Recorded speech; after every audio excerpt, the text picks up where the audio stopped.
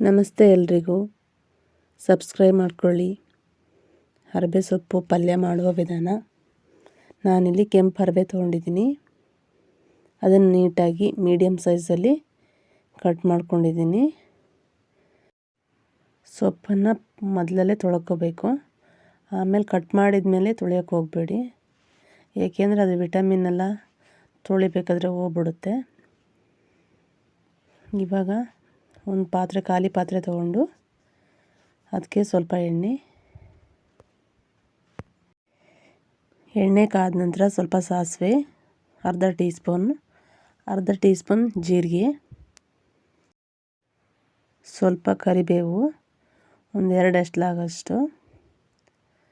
ಇವಾಗ ಕೆಂಪು ಮೆಣಸು ಹಾಕ್ತಾಯಿದ್ದೀನಿ. ಹಸಿಮೆಣಸು ಬೇಕಾದರೆ ಯೂಸ್ ಮಾಡ್ಕೋಬೋದು, ನಾವು ಯೂಸ್ ಮಾಡಲ್ಲ, ಹಾಗಾಗಿ ನಾನು ಕೆಂಪು ಮೆಣಸು ಹಾಕ್ತಾಯಿದ್ದೀನಿ. ಬೆಳ್ಳುಳ್ಳಿನ ಒಂದು ಫುಲ್ ತೊಗೊಂಡಿದ್ದೀನಿ, ಜಜ್ಕೊಂಡಿದ್ದೀನಿ. ಈರುಳ್ಳಿನೂ ಒಂದು ಫುಲ್ ತೊಗೊಂಡಿದ್ದೀನಿ. ಅದನ್ನು ನೀಟಾಗಿ ಫ್ರೈ ಮಾಡ್ಕೋಬೇಕು.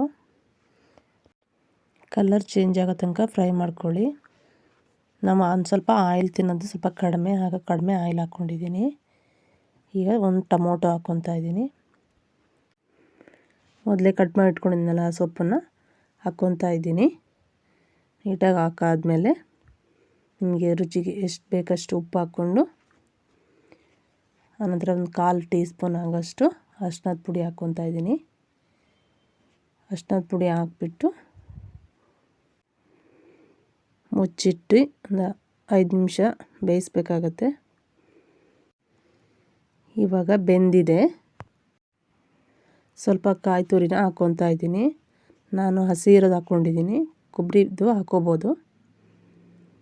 ಹಾಕಿ ಮಿಕ್ಸ್ ಮಾಡಿಕೊಂಡು ಇವಾಗ ರೆಡಿ ಆಯಿತು. ಚಪಾತಿ, ರೊಟ್ಟಿ, ರೈಸ್ ಜೊತೆಗೆ ಇದನ್ನ ತಿನ್ಬೋದು, ಚೆನ್ನಾಗಿರುತ್ತೆ. ಥ್ಯಾಂಕ್ ಯು ಎಲ್ರಿಗೂ.